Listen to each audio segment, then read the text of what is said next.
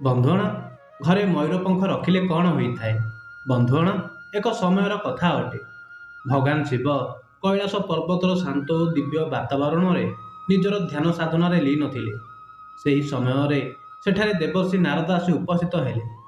ଦେବର୍ଷି ନାରଦଙ୍କୁ ଦେଖି ଭଗବାନ ଶିବ ବହୁ ପ୍ରସନ୍ନ ହେଲେ ଓ କହିଲେ, ଆସନ୍ତୁ ଦେବର୍ଷି ନାରଦ, ଆପଣଙ୍କୁ କୈଳାସରେ ସ୍ୱାଗତ। କୁହନ୍ତୁ, ଆଜି କୈଳାସକୁ ଆସିବାର କେଉଁ ପ୍ରୟୋଜନ ରହିଛି?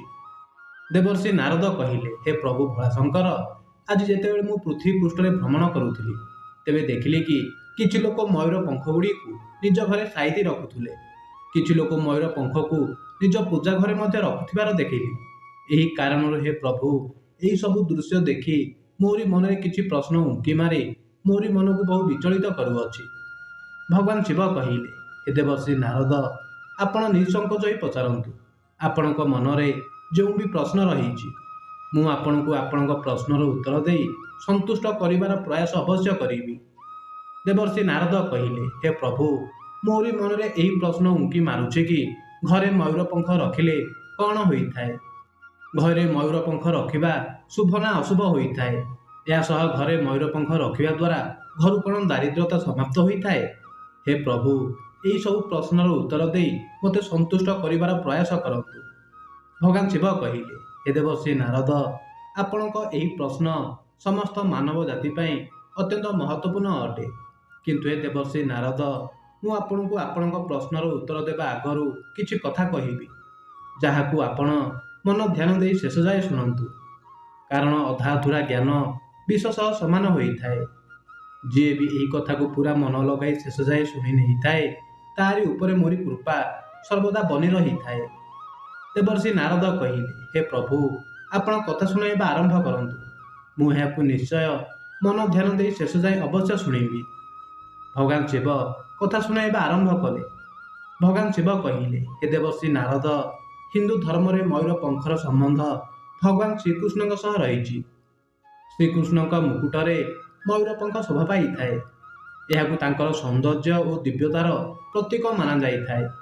କିଛି ଶାସ୍ତ୍ରର ଅନୁସାରେ ମୟୂରପଙ୍ଖ ଭଗବାନ ଶ୍ରୀକୃଷ୍ଣଙ୍କ ସହ ଯୋଡ଼ି ହୋଇ ରହିଛି, କାରଣ ସେ ମୟୂରଙ୍କ ପ୍ରିୟ ଅଟେ ଓ ମୟୂରପଙ୍ଖ ତାଙ୍କର ସଙ୍ଗୀତ ଓ ନୃତ୍ୟର ପ୍ରତୀକ ରୂପରେ ଦେଖାଯାଇଥାଏ। ଭଗବଦ୍ ଗୀତାରେ ଶ୍ରୀକୃଷ୍ଣ ନିଜର ମହାନତାକୁ ବିଭିନ୍ନ ରୂପରେ ପ୍ରକଟ କରିଛନ୍ତି, ଯାହା ମଧ୍ୟରୁ ମୟୂରପଙ୍ଖ ମଧ୍ୟ ଏକ ରୂପ ଅଟେ। ବାସ୍ତୁଶାସ୍ତ୍ରରେ ମୟୂରପଙ୍ଖକୁ ଏକ ଶୁଭ ଓ ସକାରାତ୍ମକ ପ୍ରତୀକ ମାନାଯାଇଛି। ହେ ଦେବର୍ଷି ନାରଦ, ଏବେ ଶୁଣନ୍ତୁ, ଘରେ ମୟୂରପଙ୍ଖ ରହିବା ଦ୍ୱାରା କ'ଣ ହୋଇଥାଏ? ଘରେ ମୟୂରପଙ୍ଖ ରଖିବା ଦ୍ୱାରା ଆପଣଙ୍କୁ କେତେ ଲାଭ ମିଳିପାରିଥାଏ? ଘରେ ମୟୂରପଙ୍ଖ ରଖିଲେ ସକାରାତ୍ମକ ବନି ରହିଥାଏ ଓ ଏହା ଆପଣଙ୍କ ଘରେ ଖୁସିମାନ ଓ ସୌଭାଗ୍ୟ ଆଣିବାରେ ସାହାଯ୍ୟ କରିଥାଏ। ଘରର ପୂଜା ଘରେ ମୟୂରପଙ୍ଖ ରଖିବା ଦ୍ୱାରା ଆପଣଙ୍କ ଘରେ କେବେ ଧନଧାନ୍ୟରେ କମ୍ ରହିନଥାଏ ଓ ଈଶ୍ୱରଙ୍କ କୃପା ସର୍ବଦା ବନି ରହିଥାଏ। ମୟୂରକୁ ଭଗବାନ କାର୍ତ୍ତିକେୟଙ୍କ ବାହନର ରୂପରେ ପୂଜା ଯାଇଥାଏ। କାର୍ତ୍ତିକେୟଙ୍କୁ ସର୍ବଦା ହିଁ ବିଜୟ ଦେବତା ରୂପରେ ଦେଖାଯାଇଥାଏ ଓ ଯଦି ଆପଣ ମୟୂର ପଙ୍ଖକୁ ଘରେ ରଖିଥାନ୍ତି, ତେବେ ଏହାଦ୍ୱାରା ଆପଣଙ୍କୁ ଶତ୍ରୁଙ୍କ ଠାରୁ ବିଜୟ ପ୍ରାପ୍ତ କରିବାରେ ସାହାଯ୍ୟ ମିଳିଥାଏ। ବାସ୍ତୁରେ କୁହାଯାଇଛି କି ଯଦି କାହାକୁ ବେପାରରେ ଲାଭ ନ ମିଳୁଅଛି, ତେବେ ଆପଣ ନିଜ ପଇସା ପେଢ଼ିରେ 7 ମୟୂରପଙ୍ଖ ରଖିବା ଉଚିତ। ଏହା ବ୍ୟତୀତ ଘରେ ଦକ୍ଷିଣ କୋଣରେ ମୟୂରପଙ୍ଖ ରଖିବା ଦ୍ୱାରା କୌଣସି ପ୍ରକାର ନକାରାତ୍ମକ ଉର୍ଜାର ବାସ ହୋଇନଥାଏ। ଏହାକୁ ଘରର ମୁଖ୍ୟ ଦ୍ୱାର, ପୂଜାସ୍ଥାନ କିମ୍ବା ଉତ୍ତର ପୂର୍ବ ଦିଗରେ ରଖିବା ଦ୍ୱାରା ଶୁଭଫଳ ମିଳିଥାଏ। ମୟୂର ପଙ୍ଖକୁ ଘରର ଦିଗ ଅନୁସାରେ ରଖିବା ଦ୍ୱାରା ସୁଖ, ଶାନ୍ତି ଓ ସମୃଦ୍ଧିରେ ବୃଦ୍ଧି ହୋଇଥାଏ। ଉତ୍ତର ଦିଗକୁ ଧନ ଓ ସମୃଦ୍ଧିର ଦିଗ ମାନାଯାଇଥାଏ। ମୟୂର ପଙ୍ଖକୁ ଉତ୍ତର ଦିଗରେ ରଖିବା ଦ୍ୱାରା ଆର୍ଥିକ ସମୃଦ୍ଧିରେ ବୃଦ୍ଧି ହୋଇଥାଏ। ପୂର୍ବ ଦିଗ ମଧ୍ୟ ଶୁଭ ମାନାଯାଇଥାଏ। ମୟୂର ପଙ୍ଖକୁ ପୂର୍ବ ଦିଗରେ ରଖିବା ଦ୍ୱାରା ମାନସିକ ଶାନ୍ତି ଓ ସକାରାତ୍ମକ ଉର୍ଜା ମିଳିଥାଏ। ଏହା ସହ ଏହାକୁ ଦକ୍ଷିଣ ପୂର୍ବ ଦିଗରେ ରଖିବା ଦ୍ୱାରା ଘରେ ଉର୍ଜାର ସଞ୍ଚାର ହୋଇଥାଏ ଓ ଘରର ବାତାବରଣ ସକାରାତ୍ମକ ରହିଥାଏ। ପୁଣି କଥାକୁ ଆଗକୁ ବଢ଼ାଇ ଭଗବାନ ଶିବ କହିଲେ, ହେ ଦେବର୍ଷି ନାରଦ, ମୟୂର ପଙ୍ଖକୁ କେବେ ମଧ୍ୟ ଦକ୍ଷିଣ ଦିଗରେ ନ ରଖିବା ଉଚିତ, କାରଣ ଏହି ଦିଗ ନକାରାତ୍ମକ ଉର୍ଜା ସହ ଜଡ଼ିତ ହୋଇ ରହିଛି। ମୟୂର ପଙ୍ଖର ସମ୍ବନ୍ଧ ମଙ୍ଗଳ ଗ୍ରହ ସହ ମଧ୍ୟ ଯୋଡ଼ା ଯାଇଥାଏ। ମଙ୍ଗଳ ଗ୍ରହକୁ ଶକ୍ତି, ସାହସ ଓ ଆତ୍ମବିଶ୍ୱାସର କାରକ ମାନାଯାଇଥାଏ। ଯଦି ବ୍ୟକ୍ତିର ମଙ୍ଗଳ ଦୁର୍ବଳ ଅଟେ, ତେବେ ମୟୂର ପଙ୍ଖକୁ ଘରେ ରଖିବା ଦ୍ୱାରା ମଙ୍ଗଳର ପ୍ରଭାବକୁ ସକାରାତ୍ମକ ରୂପରେ ସୁଧାରିବାରେ ସାହାଯ୍ୟ ମିଳିପାରିଥାଏ। ମୁଖ୍ୟତଃ କାହାର ଜନ୍ମ କୁଣ୍ଡଳୀରେ ମଙ୍ଗଳ ଦୋଷ ରହିଛି, ତେବେ ମୟୂର ପଙ୍ଖକୁ ଏକ ଉପାୟର ରୂପରେ କାମ କରିପାରିଥାଏ। ମୟୂର ପଙ୍ଖକୁ ନକାରାତ୍ମକ ଉର୍ଜାଠାରୁ ରକ୍ଷା କରିବା ପାଇଁ ମଧ୍ୟ ବ୍ୟବହାର କରାଯାଇଥାଏ। ଏହାକୁ ଘରେ ରଖିବା ଦ୍ୱାରା ନକାରାତ୍ମକ ଓ ଖରାପ ଉର୍ଜାର ପ୍ରଭାବ କମ୍ ହୋଇଥାଏ। ଜ୍ୟୋତିଷ ଶାସ୍ତ୍ରରେ ମୟୂର ପଙ୍ଖକୁ ପାରିବାରିକ ସୁଖ ସମୃଦ୍ଧି ଓ ସମ୍ପର୍କରେ ସୁଧାର ଆଣିବା ପାଇଁ ଏକ ଉପାୟ ମଧ୍ୟ ମାନାଯାଇଛି। ଘରର ରତ୍ନକୋଷରେ ମୟୂର ପଙ୍ଖ ରଖିବା ଦ୍ୱାରା ଆର୍ଥିକ ସମୃଦ୍ଧିରେ ବୃଦ୍ଧି ହୋଇଥାଏ।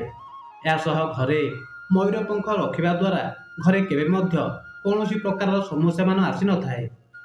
ଏହା ବ୍ୟତୀତ ମୟୂର ପଙ୍ଖକୁ ମନ୍ଦିରରେ ରଖିବା ଦ୍ୱାରା ଆପଣଙ୍କ ମନର ଭିତରେ ଆଧ୍ୟାତ୍ମିକ ଉର୍ଜା ପ୍ରବେଶ କରିଥାଏ। ଆର୍ଥିକ ସମସ୍ୟାର ନିବାରଣ କରିବା ପାଇଁ ମୟୂର ପଙ୍ଖର ଉପାୟ ସର୍ବଶ୍ରେଷ୍ଠ ଅଟେ। କଥାକୁ ଆଗକୁ ବଢ଼ାଇ ଭଗବାନ ଶିବ କହିଲେ, ହେ ଦେବର୍ଷି ନାରଦ, ଏବେ ଶୁଣନ୍ତୁ ମୟୂର ପଙ୍ଖକୁ ଶୟନ କକ୍ଷରେ ରଖିବା ଦ୍ୱାରା କ'ଣ ହୋଇଥାଏ। ହେ ଦେବର୍ଷି ନାରଦ, ବାସ୍ତୁ ଅନୁସାରେ ମୟୂର ପଙ୍ଖ ଆପଣଙ୍କ ଶୟନ କକ୍ଷର ବାତାବରଣକୁ ସ୍ୱଚ୍ଛ ଓ ସୁସ୍ଥ ରଖିବାରେ ସାହାଯ୍ୟ କରିଥାଏ। ଏହା ସହ ଏହି ପଙ୍ଖ ଶୟନ କକ୍ଷରେ ଏକ ଶାନ୍ତ ଓ ଆରାମଦାୟକ ବାତାବରଣ ବନାଇଥାଏ। ଏହାର ଉପଯୋଗ ସମସ୍ୟାକୁ କମ୍ କରିବା ଓ ନିଜର ଗୁଣବତ୍ତାରେ ସୁଧାର କରିବା ପାଇଁ କରାଯାଇଥାଏ। ଏହା ଶୟନ କକ୍ଷରେ ଉର୍ଜାର ସ୍ତରକୁ ବଢ଼ାଇବା ଓ କଲ୍ୟାଣର ଭାବନା ଦେବା ପାଇଁ ଏକ ଆବଶ୍ୟକ ସାମଗ୍ରୀ ରୂପରେ ଜଣାଯାଇଥାଏ। ମୟୂର ପଙ୍ଖ ନକାରାତ୍ମକ ଉର୍ଜାକୁ ଅପସାରିତ କରିବାରେ ସାହାଯ୍ୟ କରିଥାଏ ଓ ଏକ ସକାରାତ୍ମକ ବାତାବରଣ ପ୍ରଦାନ କରିଥାଏ, ଯାହାଦ୍ୱାରା ପରସ୍ପର ଭିତରେ ଝଗଡ଼ାରୁ ମୁକ୍ତି ମିଳିଥାଏ।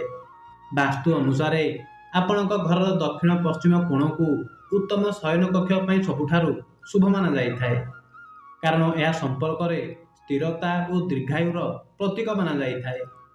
ଯଦି ଆପଣ ଶୟନ କକ୍ଷର ଦକ୍ଷିଣ ପଶ୍ଚିମ କୋଣରେ ମୟୂର ପଙ୍ଖ ରଖନ୍ତି, ତେବେ ପତି ପତ୍ନୀଙ୍କ ମଧ୍ୟରେ ସମ୍ବନ୍ଧ ଦୃଢ଼ ହୋଇଥାଏ ଓ ପରସ୍ପର ବୁଝାମଣା ଏବଂ ପ୍ରେମ ବଢ଼ିଥାଏ। ଏହି କୋଣ ପୃଥିବୀ ତତ୍ତ୍ୱ ସହ ଜଡ଼ିତ ହୋଇ ରହିଛି, ଯାହା ଏକ ସ୍ଥିର ବାତାବରଣକୁ ଆମନ୍ତ୍ରିତ କରିଥାଏ।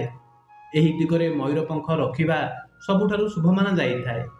ଶୟନ କକ୍ଷର ପାଖରେ ଥିବା ଟେବୁଲରେ ମଧ୍ୟ ମୟୂର ପଙ୍ଖ ରଖିବା ବହୁତ ଶୁଭ ମାନାଯାଇଥାଏ। ମୁଖ୍ୟ ରୂପରେ ଯଦି ଆପଣ ଶଯ୍ୟାର ସେହି କୋଣରେ ମୟୂର ପଙ୍ଖ ରଖନ୍ତି, ଯାହା ପତ୍ନୀଙ୍କ ଶୋଇବାର ସ୍ଥାନ ଅଟେ, ତେବେ ଏହା ପରସ୍ପର ସମ୍ମାନର ଭାବନାକୁ ବଢ଼ାଇବାରେ ସାହାଯ୍ୟ କରିଥାଏ। ଏହି ସ୍ଥାନରେ ରଖାହୋଇଥିବା ମୟୂର ପଙ୍ଖ ଖୋଲା ସଞ୍ଚାର ଓ ବିଚାରକୁ ପ୍ରୋତ୍ସାହିତ କରିଥାଏ, ଯାହା ଏକ ସୁଖୀ ବୈବାହିକ ଜୀବନ ପାଇଁ ଆବଶ୍ୟକ ତତ୍ତ୍ୱ ମାନାଯାଇଥାଏ। ଯଦି ଆପଣ ପତ୍ନୀ ଶୋଇବା ସ୍ଥାନରେ ମୟୂର ପଙ୍ଖ ରଖିଥାନ୍ତି, ତେବେ ବୈବାହିକ ସମ୍ପର୍କରେ ସକାରାତ୍ମକ ଉର୍ଜାର ସଞ୍ଚାର ହୋଇଥାଏ। ଘରର ଶୟନ କକ୍ଷରେ ରଖାହୋଇଥିବା ମୟୂର ପଙ୍ଖ ସମଗ୍ର ଉର୍ଜାକୁ ବଢ଼ାଇଥାଏ ଓ ଭାବନାତ୍ମକ ପାଇଁ ଅନୁକୂଳ ବାତାବରଣ ବନାଇଥାଏ। ପୁଣି ଭଗବାନ ଶିବ କହିଲେ, ହେ ଦେବର୍ଷି ନାରଦ, ମୟୂର ପଙ୍ଖକୁ ଏକ ଗମଲାରେ ସଜାଇ ଶୟନ କକ୍ଷର ଦକ୍ଷିଣ ପଶ୍ଚିମ କୋଣରେ ରଖିବା ଦ୍ୱାରା ସକାରାତ୍ମକ ଉର୍ଜା ବଢ଼ିଥାଏ। ଏହାଦ୍ୱାରା ଆକର୍ଷକ ଓ ସାମଞ୍ଜସ୍ୟପୂର୍ଣ୍ଣ ବାତାବରଣ ସୃଷ୍ଟି ହୋଇଥାଏ। ପତି ପତ୍ନୀଙ୍କ ମଧ୍ୟରେ ଝଗଡ଼ାକୁ କମ୍ କରିବା ପାଇଁ ତକିଆର ତଳେ ମୟୂର ପଙ୍ଖ ରଖିବାର ଉପଦେଶ ଦିଆଯାଇଥାଏ। ଯଦି ଆପଣ ନିୟମିତ ଏପରି କରିଥାନ୍ତି, ତେବେ ବହୁତ ଶୀଘ୍ର ହିଁ ଝଗଡ଼ାରୁ ମୁକ୍ତି ମିଳିଥାଏ ଓ ସାମଞ୍ଜସ୍ୟ ବନି ରହିଥାଏ। ହେ ଦେବର୍ଷି ନାରଦ, ଏବେ ଶୁଣନ୍ତୁ, ଯଦି ଆପଣ ଶୟନ କକ୍ଷରେ ମୟୂର ପଙ୍ଖ ରଖନ୍ତି, ତେବେ କେଉଁ କଥାର ଧ୍ୟାନ ଦେବା ଉଚିତ? ହେ ଦେବର୍ଷି ନାରଦ, ଯଦି ଆପଣ ମୟୂର ପଙ୍ଖକୁ ଶୟନ କକ୍ଷରେ ରଖିଥାନ୍ତି, ତେବେ ଏହି କଥାର ଧ୍ୟାନ ରଖିବା ଉଚିତ କି ଏହା କେଉଁଠାରୁ ମଧ୍ୟ କ୍ଷତିଗ୍ରସ୍ତ ଯେପରି ନ ହୁଏ। ଶୟନ କକ୍ଷରେ ସର୍ବଦା ସଫାସୁତୁରା ମୟୂର ପଙ୍ଖ ହିଁ ରଖନ୍ତୁ ଓ ଏହି କଥାର ଧ୍ୟାନ ରଖନ୍ତୁ କି ପ୍ଲାଷ୍ଟିକ କିମ୍ବା ଅନ୍ୟ ପ୍ରକାରର ମୟୂର ପଙ୍ଖ ନୁହଁ, ବଲ୍କି ପ୍ରକୃତ ପଙ୍ଖ ରଖିବା ହିଁ ସବୁଠାରୁ ଶୁଭ ମାନାଯାଇଥାଏ। ଶୟନ କକ୍ଷ କିମ୍ବା ଶଯ୍ୟା ତଳେ ମୟୂର ପଙ୍ଖ ରଖିବା ଆଗରୁ ଏହାକୁ କିଛି ସମୟ ପାଇଁ ସୂର୍ଯ୍ୟର କିରଣରେ ରଖନ୍ତୁ କିମ୍ବା ଘରର ମନ୍ଦିରରେ ରଖନ୍ତୁ। ଏହାଦ୍ୱାରା ମୟୂର ପଙ୍ଖର କୌଣସି ବି ନକାରାତ୍ମକ ଉର୍ଜା ଦୂର ହୋଇପାରିବ। ଯଦି ଆପଣ ଏହି ନିୟମର ଅନୁସାରେ ମୟୂର ପଙ୍ଖ ରଖିଥାନ୍ତି, ତେବେ ଆପଣଙ୍କ ବୈବାହିକ ଜୀବନରେ ସର୍ବଦା ଖୁସି ବନି ରହିଥାଏ ଓ ବିନା କାରଣରେ ଝଗଡ଼ାଠାରୁ ବଞ୍ଚାଯାଇପାରିବ। କଥାକୁ ସମାପ୍ତ କରି ଭଗବାନ ଶିବ କହିଲେ, ହେ ଦେବର୍ଷି ନାରଦ, ଆଶା କରୁଛି ଏହି କଥାର ମାଧ୍ୟମରେ ଆପଣଙ୍କୁ ଆପଣଙ୍କ ସମସ୍ତ ପ୍ରଶ୍ନର ଉତ୍ତର ମିଳିଯାଇଥିବ। ଦେବର୍ଷି ନାରଦ କହିଲେ, ହେ ପ୍ରଭୁ, ଆପଣଙ୍କ ମୁଖରୁ ଏହି କଥା ଶୁଣି ମୁଁ ଧନ୍ୟ ହୋଇଗଲି। ହେ ପ୍ରଭୁ, ଆପଣଙ୍କ ଏହି କଥାର ମାଧ୍ୟମରେ ମୋତେ ମୋରି ସବୁ ପ୍ରଶ୍ନର ଉତ୍ତର ମିଳିଗଲା। ହେ ପ୍ରଭୁ ଭୋଳାଶଙ୍କର, ଆପଣଙ୍କ ଏହି କଥାକୁ ମୁଁ ପୁରା 3 ଲୋକରେ ବିଖ୍ୟାତ ଅବଶ୍ୟ କରିବି। ବନ୍ଧୁଗଣ, ଆଶା କରୁଛି ଏହି କଥାଟି ଆପଣଙ୍କୁ ନିଶ୍ଚୟ ପସନ୍ଦ ଆସିଥିବ। ଯଦି ଆପଣଙ୍କୁ ଏହି କଥାଟି ପସନ୍ଦ ଆସିଥାଏ ତେବେ କମେଣ୍ଟ ବକ୍ସରେ ହର ହର ମହାଦେବ ନିଶ୍ଚୟ ଲେଖିଦିଅନ୍ତୁ। ଏହା ସହ ଭିଡ଼ିଓକୁ ଲାଇକ୍ କରି ଆମର ୟୁଟ୍ୟୁବ୍ ଚ୍ୟାନେଲକୁ ସବସ୍କ୍ରାଇବ୍ କରିଦିଅନ୍ତୁ। ଧନ୍ୟବାଦ।